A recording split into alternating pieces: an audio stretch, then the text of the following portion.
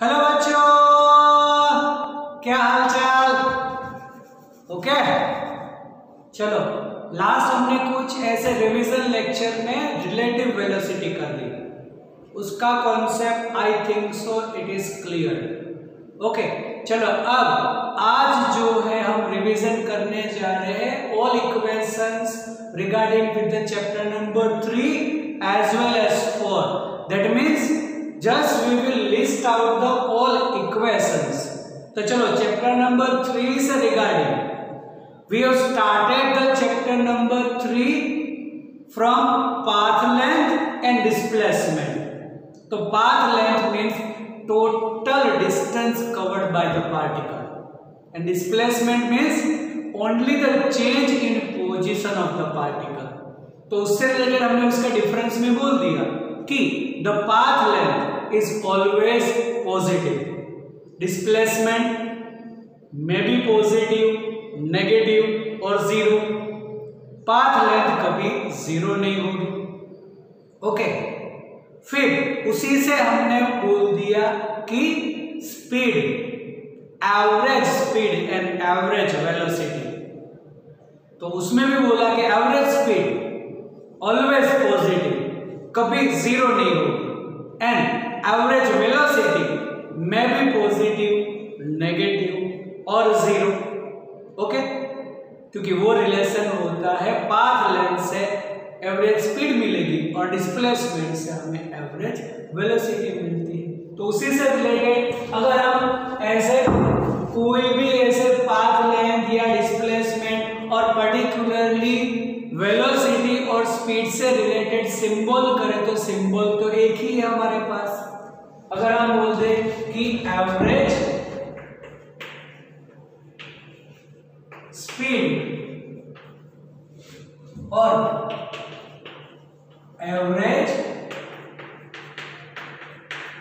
Velocity, तो symbolize को हम v से ही करते हैं, एवरेज v, अदरवाइज उसको लिखते हैं हम v बार से। कई बार v बार लिखा होगा ऐसे करके, या एवरेज v, वो स्पीड और वेलोसिटी का सिंबल तो एक ही है। हाँ, तो वो हम बोल सकते हैं कि स्पीड में बोलेंगे कि total distance covered in time duration, और वेलोसिटी से बोलेंगे हम कि change in position delta x upon delta t। और उसी में अगर हम लिमिट लगा दें तो डेल्टा कन्वर्टेड इनटू d, और उसको हम बोल देंगे इंस्टेंटेनियस वेलोसिटी।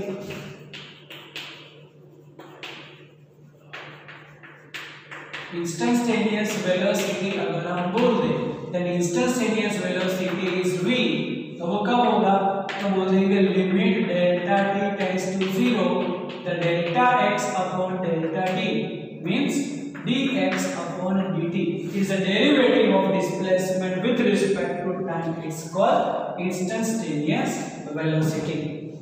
Okay, और वो वेलोसिटी से रिलेटेड, एवरेज से रिलेटेड इंस्टेंटेनियस हम डेरिवेटिव से लेते हैं तो बोलते हैं कि इंस्टेंटेनियस स्पीड और इंस्टेंटेनियस वेलोसिटी मतलब डेरिवेटिव ऑफ डिस्टेंस या displacement with respect to time. तो अब डिफरेंशिएशन के रूल्स हमें मालूम है ना, कि जैसे हम डिफरेंशिएशन के रूल्स करें उस हिसाब से हमें यहाँ पर इसका डेरिवेटिव करना है। सिर्फ अगर मैं उसका एक ही रूल बोल दूं कि x रेज़ टू n का with respect to x that is n x raise to n minus 1, और ऐसे ही x रेज़ टू n का विथ रिस्पेक्ट टू t, तो पहले सिर्फ पावर का करेंगे तो पावर का होता है x n x raise to n minus 1।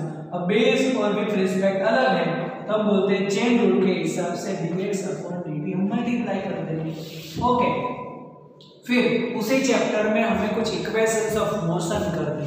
तो equation of motion as a हम बोलते हैं first equation v is equal to v naught plus ad, this equation for the constant acceleration, all equations are true for constant acceleration. Second, d is equal to v naught t plus half ad square, d is equal to v square minus v naught square upon 2a. This all equation true for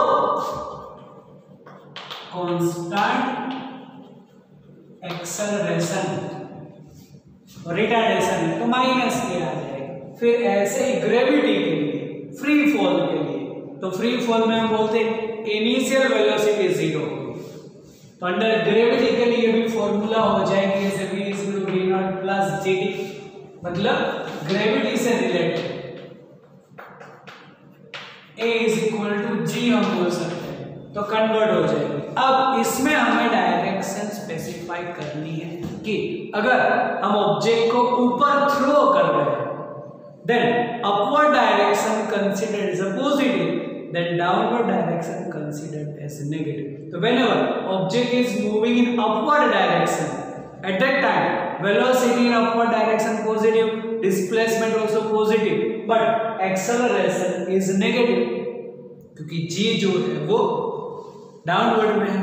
for downward direction कोई भी object को तुम drop करो ऊपर से नीचे, तो for downward direction velocity and displacement negative और जो g है वो भी नेगेटिव, तो दोनों नेगेटिव नेगेटिव तुम पॉजिटिव बोल सकते हो। तो for downward direction either both are negative या बोथ आर पॉजिटिव ले सकते हो, but for the upward direction you have to consider velocity and displacement positive and acceleration as a negative। तो इसी इक्वेशन में हम ग्रेविटी के हिसाब से भी बोल सकते हैं। और लास्ट टॉपिक इसी चैप्टर का है रिलेटिव स्पीड, तो वो हमने तो कर दिया कि VAB is VA minus VB या फिर VBA is VB minus VA।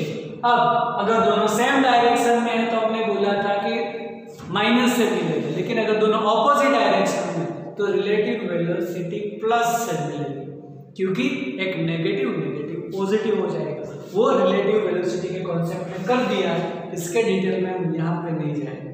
अब चलो चैप्टर नंबर 4 याद करें। Then it is started from vector, तो बहुत सारे वेक्टर्स हमने मतलब डिस्कशन कर दिए कि पैरेलल वेक्टर्स क्या है, इक्वल वेक्टर्स क्या है, अपैरेलल वेक्टर्स क्या है, ऑपोजिट वेक्टर्स क्या है ना, और मोस्ट इंपोर्टेंट यूनिट वेक्टर। तो चलो यूनिट वेक्टर का अगर हम यहां से लिखें कि यूनिट वेक्टर, तो यूनिट वेक्टर अगर जनरल सिंबलाइज करेंगे तो n cap, unit vector denoted as a cap, caret is equal to vector divided by its magnitude. That means अगर वेक्टर लिखना है तो बोल सकते हैं कि magnitude into unit vector. Like हमने बोला था कि i cap is a unit vector of x axis, j cap unit vector of y axis and k cap is unit vector of z axis. तब कभी भी हमें उसकी वैल्यूज x के हिसाब से या y या z के हिसाब से लिखनी है तो हम ऐसे बोलते हैं कि x के हिसाब से बोलेंगे कि 1x एक्सिस, तो ऐसा बोल सकते हैं हम phi i कैप, तो phi is the value and i is the unit vector, then x is the vector. ऐसे y डायरेक्शन का होगा तो कोई भी नंबर ले लो, अभी वैल्यू इसकी 10, तो 10j कैप लिखना पड़ेगा। z से रिलेटेड करना है तो बोल सकते हैं कोई भी ऐसी 2k कैप। तो vector is equal to magnitude into its unit vector. अब मोस्ट इंपोर्टेंट हमने बोला था unit vector is unitless dimensionless, ये डायमेंशनलेस होता है क्योंकि दोनों की वैल्यू दोनों की यूनिट है वो कैंसिल हो जाएगी, इज यूनिटलेस डायमेंशनलेस, हाँ, और उसकी जो वैल्यू है वो 1 होती है।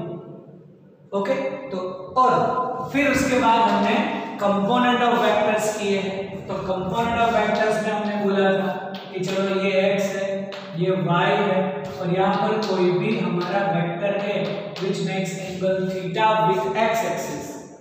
then on x axis अगर मैं उसका कंपोनेंट लिखूं it is a cos theta, हाँ, तो उसके हिसाब से बोल देंगे हम कि दिस इज ax और यहाँ की वैल्यू ay, तो cos थीटा क्या होता है, तो बोलते हैं हम ऑपोजिट, सॉरी cos थीटा क्या होता है, it is adjacent upon hypotenuse, adjacent ax और हाइपोटेन्यूज एज ए a हो जाएगा। तो a x is a cos theta, ऐसे ही ए वाई होगा हमारे लिए ए sin थीटा। तो sin थीटा मतलब ऑपोजिट अपॉन हाइपोटेन्यूज, तो a y upon a, then a y is a sin theta, वो भी हमने ऐसे कंपोनेंट में लिया। और उसका हमने बोल दिया था शॉर्टकट कि जिधर का कोण उधर का कॉस, तुम्हें सिर्फ एंगल देखना है, वेक्टर किसके साथ एंगल बना रहा है बस उसके ऊपर कॉस कंपोनेंट आएगा। तो जिधर का कोण उधर का कॉस। और फिर हमने एडिशन के लिए वेक्टर एडिशन में बोल दिया था कि it's follow the triangle rule और it's follow the law of parallelogram. तो ट्रायंगल रूल के हिसाब से ऐसा बोल सकते हैं हम कि ये कोई भी वेक्टर ए, ये कोई भी vector B, then the resultant C is equal to A plus B. और उसी में अगर हम लॉ ऑफ पैरेललोग्राम करते तब ऐसा भी बोल सकते हैं कि द मॉड ऑफ सी मतलब उसकी value is under root A square plus B square plus 2ab cos theta. जैसे यहां पर अगर हम बोल दें ये भी हमारा बी वेक्टर ही होगा सेम टू सेम, तो ये होगा इन दोनों के बीच का एंगल जो यहां पर हम एंगल देते हैं उसका एक हमारा एग्जांपल भी याद आ रहा है ना, that c is equal to under root a square plus b square plus 2ab cos theta, and this is the most important equation कि कोई भी वेक्टर है दोनों के बीच का एंगल है और तुम्हें उसका वैल्यू चाहिए, then it is under root a square plus b square 2ab cos theta। Two perpendicular vectors है जैसे x एंड y, तो अगर परपेंडिकुलर हुआ तो cos 90 0 हो जाए तो only a square plus b square, यही दो का आएगा। लेकिन अगर कोई दूसरा एंगल है तो इसके हिसाब से हम पूरा वैल्यू कर सकते हैं। तो vector addition a plus b और उसकी value under a square plus b square 2ab cos theta. और ये इक्वेशन हम 11th में नहीं 12th में भी यूज करेंगे। जब भी वेक्टर क्वांटिटीज को ऐड करेंगे वैल्यू चाहिए तो ये इक्वेशन से मिलेगा under root a square plus b square 2ab cos theta. और उसी से रिलेटेड हमने इसका अल्फा मतलब अगर रिजल्टेंट है उसने अल्फा एंगल बनाया a के साथ तो उसका एंगल भी हम फाइंड कर सकते हैं, मतलब the angle form by the resultant vector with a। तो यहां पर सोचो ट्रायंगल रूल कर दो तो हम बोलते हैं tan अल्फा मतलब ऑपोजिट अपोनेंट जैसे, तो ऑपोजिट क्या है it is b sin theta, b का साइन यहां पर cos कंपोनेंट है यहां पर sin कंपोनेंट आएगा, याद कर रहे हो ना? हां, then b sin theta is a plus b cos theta. और इससे रिलेटेड हमने एक साइन रूल भी बोला है और वो भी इंपॉर्टेंट है। साइन रूल जो है वो मोस्ट इंपॉर्टेंट है फॉर प्रॉब्लम सॉल्विंग। जैसे हम बोलते हैं कि अल्फा, तो अल्फा किसके बीच का एंगल है c and a। अगर मैं साइन अल्फा लिखूं तो sine alpha is angle between c and a, तो करना पड़ेगा मुझे भी क्योंकि थर्ड वेक्टर तो साइन अल्फा अपॉन बी। ऐसे ही अगर मैं लिखूं साइन थीटा तो theta is angle between A and B, तो नीचे लिखना पड़ेगा मुझे सी। जो दोनों के बीच का एंगल का साइन है उसकी थर्ड वेक्टर हमें वैल्यू लिखनी पड़ेगी, ये वैल्यू है तो sine alpha upon B sine theta upon सी।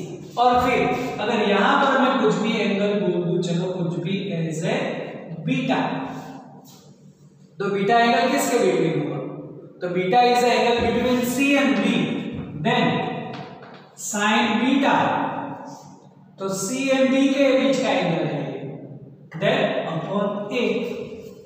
याद आ रहा है? ये जो है वो हमारा न्यूमेरिकल का पार्ट है, एग्जाम्पल का पार्ट है। चलो फिर उसी में हमने वेलोसिटी कर रखी है, average velocity, instantaneous velocity vector form में है। कॉन्सेप्ट तो यही है, बस वेलोसिटी मतलब differentiation of displacement with respect to time. Acceleration करो तो एक्सेलरेशन होता है as a dv upon dt, और अगर बोल सकते हैं d square x upon dt square.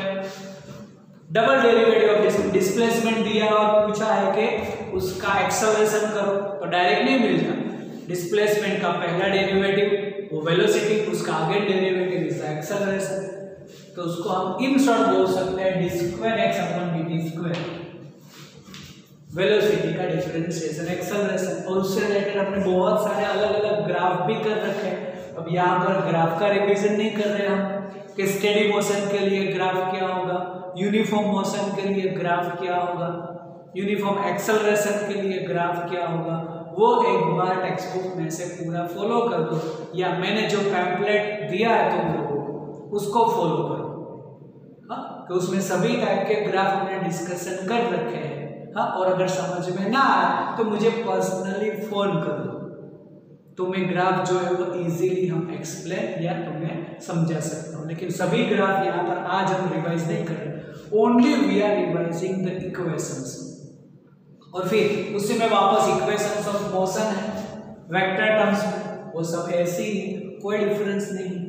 हाँ, अब इसमें एक और है प्रोजेक्टाइल मोशन। तो प्रोजेक्टाइल मोशन से रिलेटेड अगर हमें रिवाइज करना है, अगर इक्वेशंस लिखनी है तो वीडियो पॉज करके पहले लिख दो, लिख दी? ओके, चलो अब यहां से हमें रिवाइज करना है प्रोजेक्टाइल मोशन। तो प्रोजेक्टाइल मोशन मतलब है क्या? तो एनी पार्टिकल या any body in a gravitational field moves with constant velocity, constant horizontal velocity and constant vertical acceleration, it's called projectile motion. The projectile motion से related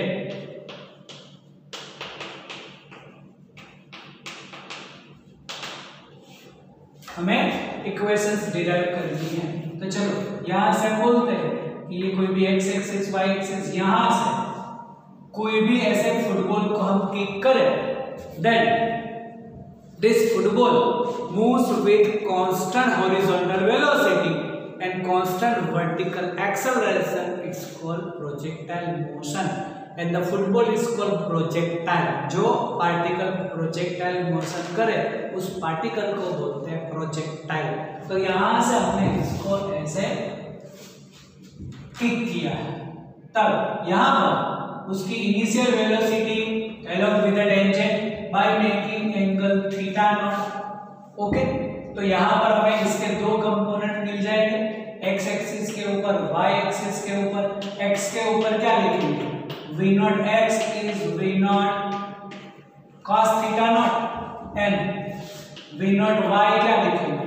it is v naught sin theta naught। Okay, चलो अब यहां से हमें इसका distance की equation, मतलब x direction में या y डायरेक्शन में कितना डिस्टेंस पे जाएगा वो करें, उससे पहले उसका एक्सेलरेशन। तो एक्सेलरेशन होगा नेगेटिव p और vector is equal to magnitude into unit vector, और y एक्सिस पर है वर्टिकल में इसीलिए j, और प्रोजेक्टाइल ऊपर जा रहा है, ग्रेविटी नीचे है इसलिए माइनस। तो अगर इसके कंपोनेंट सोचो तो x कंपोनेंट तो जीरो ही रहेगा और y कंपोनेंट है वो माइनस जी। अब फॉर्मूला हम यूज करते हैं using d is equal to v naught t plus half at square। तब अगर x के लिए लिखे तो x में क्या बोलेंगे हम?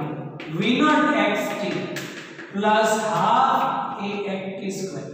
ax तो जीरो है मतलब ये पूरा जीरो हो जाएगा, और अब v naught x क्या है? It is v naught cos theta naught into t से ऐसे इक्वेशन नंबर 1। ओके, अब y के लिए लिखे हम, तो y के लिए फॉर्मूला होगी v naught by t plus half a y t square। चलो देन y के लिए v naught sin theta naught into t, ay is minus g, therefore minus g by 2 into t square से ऐसे equation number 2।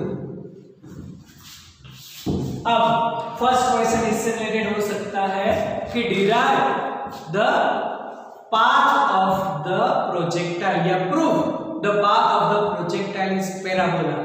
तो parabola proof करने के लिए यहां तक डिराइव करो, फिर क्या करो? फर्स्ट में से t को सब्जेक्ट करके इसमें रख दो, मतलब ऐसा बोल सकते हैं फ्रॉम इक्वेशन 1 क्या होगा,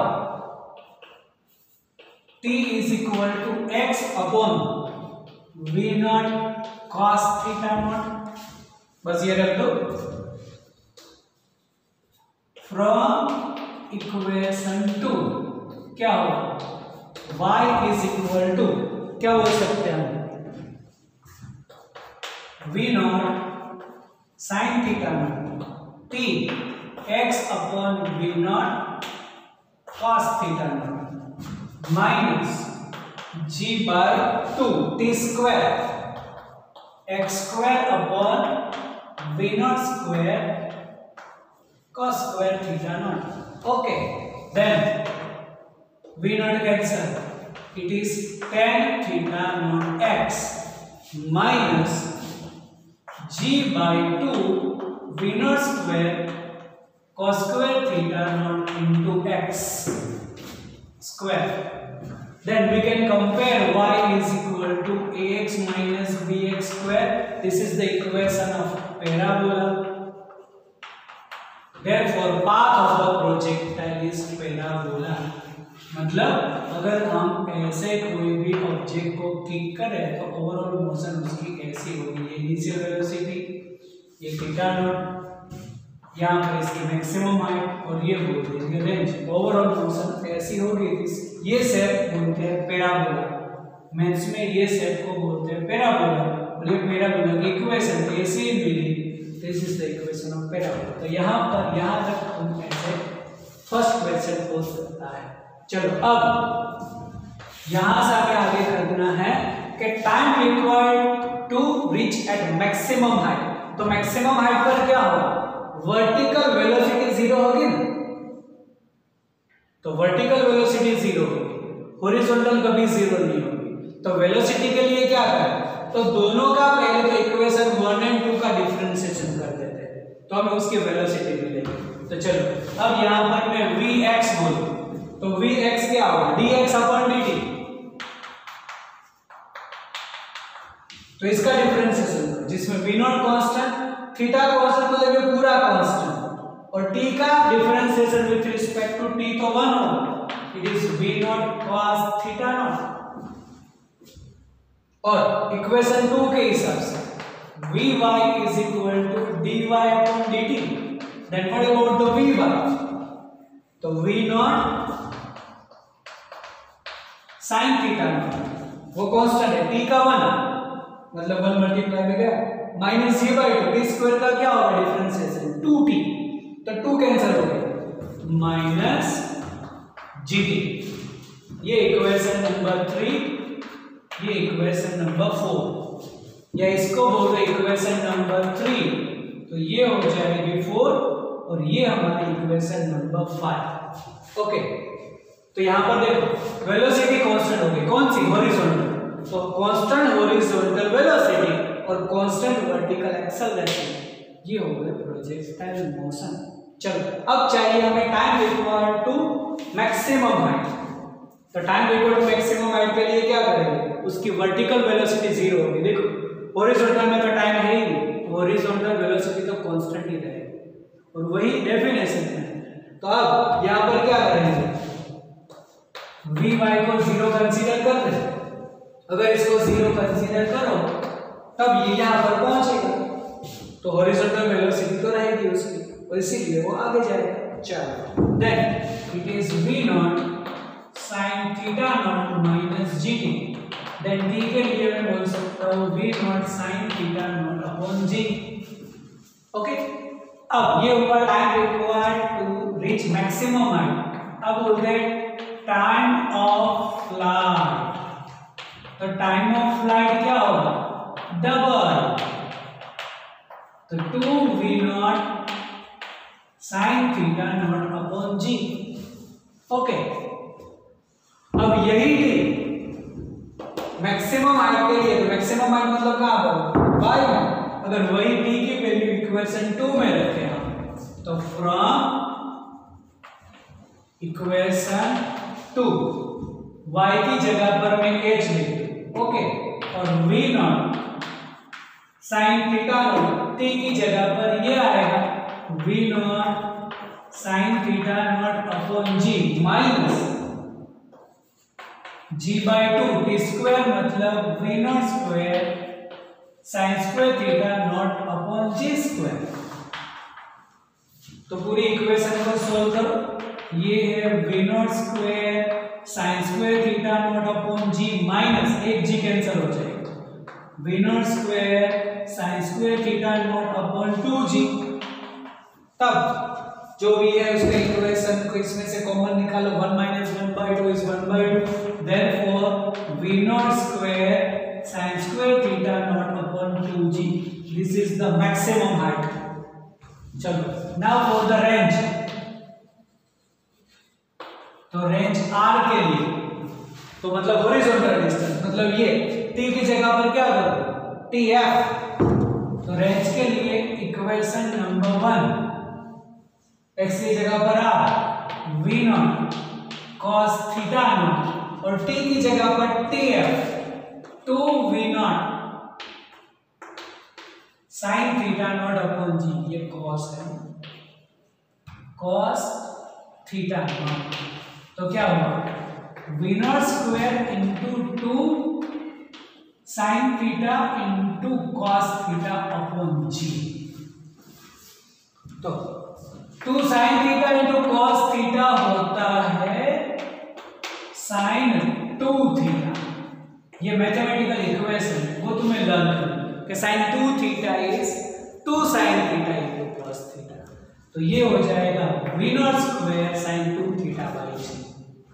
और उसमें भी बोलेंगे रेंज मैक्सिमम कब मिलेगी जब थीटा 45 होगा 45 इंटू 90 साइन 91 और हाइट मैक्सिमम कब होगी जब थीटा 90 होगा साइन 91। तो मैक्सिमम हाइट यहां से अगर मैं h मैक्सिमम करना है तो वो हो जाएगा v naught square upon 2g और r मैक्सिमम करना है तो वो हो जाएगा v naught square upon g। Okay, और उसी में हमने बोला था एक एग्जांपल है गैलीलियो ने बोला है कि कोई भी ऐसे एंगल पर तुम पार्टिकल को प्रोजेक्ट करो सपोज 30 डिग्री तो दूसरे कौन से डिग्री पर सेम होगा तो 90 माइनस थीटा पे सेम मतलब एक 30 डिग्री हुआ तो 90 माइनस 30 60 डिग्री दोनों में रेंज सेम मिलेगी। उसका अगर तुम्हें कुछ ग्राफिकल देखना है तो ऐसे कि तुम 30 डिग्री पर कुछ प्रोजेक्ट ऐसे करो तो यहाँ पर पहुंचेगा, अब 60 डिग्री पे करोगे तो ऐसे और ऊपर जाएगा लेकिन आएगा तो यहाँ पर, मतलब range is same for theta and 90 minus theta degree. एक थीटा डिग्री पर दूसरा 90 माइनस थीटा। गैलीलियो ने 45 रिस्पेक्ट लिया तो 45 डिग्री पर प्लस थीटा और माइनस थीटा में भी सेम, मतलब दो कॉन्सेप्ट है, एक डायरेक्ट थीटा और 90 माइनस थीटा दोनों में रेंज सेम होगी। दूसरा 45 से प्लस 10 मतलब प्लस थीटा और माइनस थीटा में भी रेंज सेम मिलेगी। ओके, तो ये प्रोजेक्टाइल मोशन हो गया। इक्वेशंस लिखनी है तो लिख दो वीडियो स्टॉप करके। ओके, चलो अब यहां पर इसका last concept for uniform circular motion. तो यूनिफॉर्म सर्कुलर मोशन में तो एक या दो ही चीज करनी है।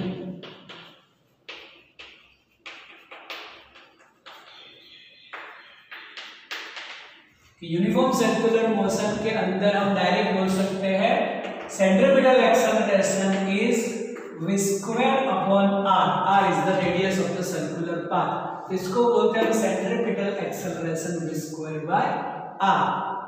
अगर फोर्स बोलना है centripetal force then m v square by r होगा, लेकिन यहां तो सिर्फ एक्सेलरेशन के हिसाब से v स्क्वायर बाय और उसकी डायरेक्शन होगी टुवर्ड्स सेंटर। चलो अब दूसरी इक्वेशन कि but v is equal to r omega circular motion के हिसाब से then centripetal acceleration is r square omega square upon r then centripetal acceleration is omega square r या फिर r ओमेगा स्क्वायर। फिर two equations for the centripetal acceleration. Okay, तो यहां तक तुम्हें करना है और अभी भी कोई प्रॉब्लम है इससे रिलेटेड तो पर्सनली मुझे कॉल कर दो तो इसका सॉल्यूशन हो जाए। ओके।